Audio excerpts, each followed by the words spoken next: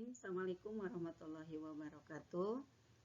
Saya Nina Herlina dari SMA Negeri 1 Kota Bogor sebagai guru pendidikan agama Islam dan Mudi Pekerti dan pengajar kelas 12. Pada video kali ini akan menyampaikan materi tentang munakahah atau perkawinan dalam Islam. Yang dimulai, yang pertama adalah pengertian munakahah. Menurut bahasa, munakahah berasal dari kata nikah yang berarti al-wat'u. Al-wat'u itu artinya bersenggama, al-domun artinya bercampur. Kemudian menurut ahli fikih, pernikahan adalah akad nikah yang ditetapkan oleh syara, yang dimana seorang suami dapat menggauli istrinya dengan tanpa batas. Menurut Undang-Undang Perkawinan Nomor 1 Tahun 74, pernikahan adalah ikatan lahir batin antara seorang pria dengan wanita sebagai suami istri dengan tujuan membentuk keluarga bahagia kekal berdasarkan ketuhanan yang Maha Esa. Adapun yang menjadi landasan atau perintah pernikah itu yang pertama adalah berdasarkan hadis dari Anas bin Malik. Rasul bersabda, kata Rasul, aku salat, kemudian aku puasa, juga aku berbuka dan aku menikahi perempuan. Pernikahan adalah salah satu sunnahku. Barang siapa yang tidak menyukai sunnah aku, maka ia tidak termasuk umatku. Ini berarti apa? Bahwa ini merupakan landasan perintah adanya menikah dengan diisyaratkan dengan bahwa kalau tidak menikah berarti itu bukan umat aku. Kemudian yang kedua, Allah Subhanahu wa taala berfirman dalam Quran surat An-Nisa ayat 3, A'udzubillahi minasyaitonirrajim. Pankihu matobalakum minan nisa masna wa sulasa wa ruba'a fa in hitum ala tadilu fawahidatan. Maka nikahilah perempuan yang baik dan kamu senangi, boleh 2, boleh 3, boleh 4. Dan apabila merasa takut untuk tidak berlaku adil, maka itu adalah cukup dengan 1 saja. Adapun tujuan pernikahan adalah 1, menjaga eksistensi manusia. Ini berdasarkan Quran surat An-Nisa ayat 1. Wahai manusia, bertakwalah kepada Rabbmu yang telah menciptakan kamu sekalian dari diri yang satu, kemudian darinya lahirlah laki-laki dan perempuan yang banyak. Adapun dalam riwayat Baihaqi, nikahlah kalian agar mendapatkan keturunan yang banyak, karena aku akan merasa bangga nanti di yaumil akhir karena banyaknya umat. Kemudian tujuan pernikahan yang kedua adalah untuk memperoleh ketenangan hidup. Quran surat Ar-Rum ayat 21, dan di antara tanda-tanda kekuasaannya, dia menciptakan untukmu istri-istri dari jenismu sendiri, supaya kamu merasa tenang dan dijadikannya untuk merasa kasih sayang. Adapun yang ketiga, tujuan pernikahan itu adalah untuk menjaga kehormatan diri. Hadis riwayat Bukhari Muslim, barang siapa yang mempunyai kemampuan untuk menikah, maka menikahlah. Hal itu lebih membantu untuk menjaga pandangan serta membentengi kemaluan. Namun apabila tidak mampu membentenginya, maka puasalah, karena puasa itu syahwatnya akan terkendali. Nah, adapun kriteria untuk memilih jodoh, 1, pemilihan atas dasar agama. Rasulullah bersabda, wanita itu lazimnya dinikahi karena 4 hal, yaitu hartanya, keturunannya, kecantikannya, dan agamanya. Maka pilihlah karena agamanya jika tidak binasalah kamu. Hadis ini memberikan penjelasan bahwa pemilihan yang paling utama adalah dasarnya karena agama. Kemudian yang kedua, pemilihan atas dasar keturunan. Jauhilah rumput hijau tetapi sampah. Mereka bertanya, ya Rasulullah, apakah rumput hijau sampah itu? Rasul menjawab, wanita yang baik tetapi tinggal di tempat yang buruk.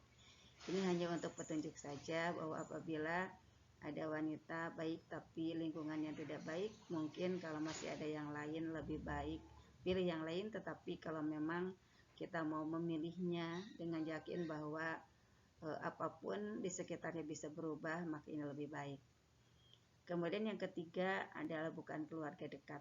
Janganlah kamu menikahi keluarga dekat karena akan lahir anak dalam keadaan lemah fisik dan mental. Kemudian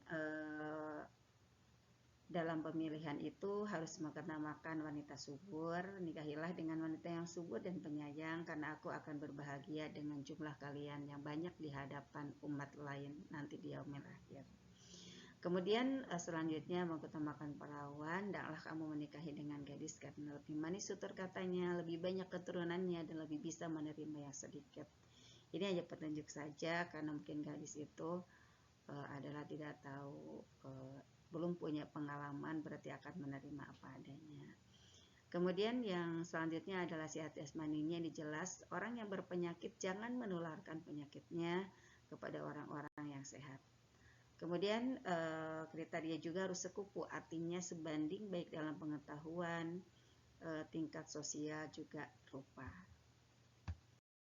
Adapun wanita yang haram dinikahi, satu yang haram dinikahi karena nasab atau keturunan, di antaranya ibu kandung, kemudian nenek, anak, dan cucu. Saudara sekandung, saudara seayah, saudara seibu, anak saudara laki-laki ataupun saudara perempuan, ini keponakan. Kemudian haram dinikahi karena hubungan susuan. Ini ibu susuan yang menyusui dan saudara sesusu. Dulu Rasulullah pernah disusui oleh Halimatus Sa'diyah, maka Rasulullah itu haram menikah dengan Halimatus Sa'diyah, dan kemudian Rasulullah juga haram menikah dengan putra-putranya. Kemudian yang ketiga, ini haram karena perkawinan. Yang pertama, ibu tiri, artinya bekas istri ayah. Kemudian menantu bekas istri anak, anak tiri yang ibunya sudah digauli, saudara istrinya jika dia masih hidup. Berarti kita tidak boleh menikahi dua saudara sekaligus, kecuali kalau saudara yang satunya bercerai atau saudara yang satunya meninggal dunia. Hukum menikah, asal hukum menikah itu adalah ibahah, boleh, tetapi akan menjadi wajib apabila orang yang telah mampu, yang dengannya akan terpelihara dirinya apabila tidak menikah dikhawatirkan berbuat zina. Kemudian yang kedua adalah sunnah. Sunnah bagi orang yang sudah mampu nafsunya mendesak tetapi masih mampu mengendalikan dirinya untuk berbuat zina. Kemudian yang ketiga, haram bagi orang yang tahu dirinya tidak mampu memberikan nafkah lahir dan batin dan akan menyiksa istrinya. Kemudian yang keempat itu makruh bagi orang yang secara materi ada tetapi tidak berkeinginan untuk menggauli istrinya. Nah, sebelum pernikahan berlangsung, Rasulullah memerintahkan untuk menghitbah. Hitbah itu artinya meminang. Menurut Sayyid Sabiq, khitbah adalah pendahuluan menuju akad pernikahan.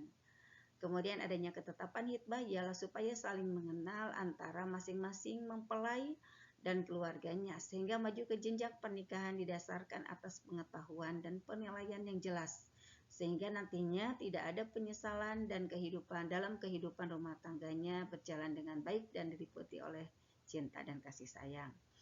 Kemudian perempuan yang boleh dipinang itu siapa saja? Yang pertama, pada waktu dipinang tidak ada halangan hukum yang terlarang dilangsungkannya pernikahan. Seperti umpamanya orang yang lagi dalam masa iddah menunggu karena suaminya meninggal, itu kan harus menunggu dulu 4 bulan 10 hari. Atau cara hidup berarti dia harus menunggu dulu 3 kali kuru, artinya 3 kali menstruasi. Kemudian ketika suci itu boleh baru menerima khitbahan dari orang lain. Kemudian yang kedua, belum dipinang oleh orang lain secara sah. Adapun pelaksanaan pernikahan, tentunya ketika ada pelaksanaan pernikahan itu harus memenuhi rukun dan syaratnya. Yang pertama, dalam pernikahan itu harus ada kedua mempelai, baik laki-laki ataupun perempuan. Laki-laki usianya sudah 19 tahun dan perempuan 17 tahun. Kemudian yang kedua, ada 2 orang saksi baik dari pihak perempuan ataupun dari pihak laki-laki. Yang ketiga, ada wali dari pihak perempuan.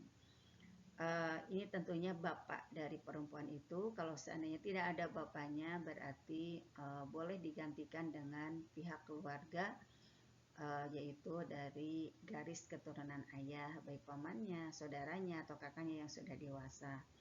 Dan apabila tidak ada yang sanggup untuk menjadi wali dari pihak keluarga atau wali nasab, kita boleh memilih untuk meminta atau mengangkat wali hakim, yaitu wali yang dipinta oleh keluarga.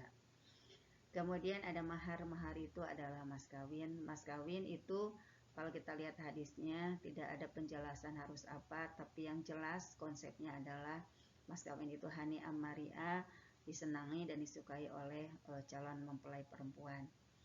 Kemudian ada akad. Akad itu terdiri dari ijab dan kabul. Ijab adalah ungkapan wali dari calon mempelai wanita tentang keinginannya untuk membentuk hubungan suami istri dengan kata-kata angkah tuka atau jawa juga. Aku tikahkan engkau. Nah, itu kata kuncinya, itu adalah ijab. Kemudian kabul adalah ungkapan calon mempelai laki-laki yang mewujudkan penerimaan tentang kehendak pihak wanita yang ditandai dengan qabiltu atau kata kuncinya saya terima. Jadi kalau ijab kabul itu saya nikahkan engkau, itu adalah kata kuncinya angkah tuka atau jawaz tuka, sementara untuk kabul adalah kata kuncinya qabiltu, aku terima. Adapun setelah pernikahan berlangsung tentunya ada hikmah yang akan dirasakan oleh orang yang menikah. Itu yang pertama adalah menjadikan manusia tetap terhormat dan berbeda dengan binatang dalam mengembangkan keturunan. Kemudian yang kedua, tentunya akan menjadi tenang dalam hidupnya. Kenapa tenang? Karena terpenuhi rasa cinta dan kasih sayang. Mungkin itu saja yang bisa disampaikan tentang pernikahan itu. Akhirul kalam. Assalamualaikum warahmatullahi wabarakatuh.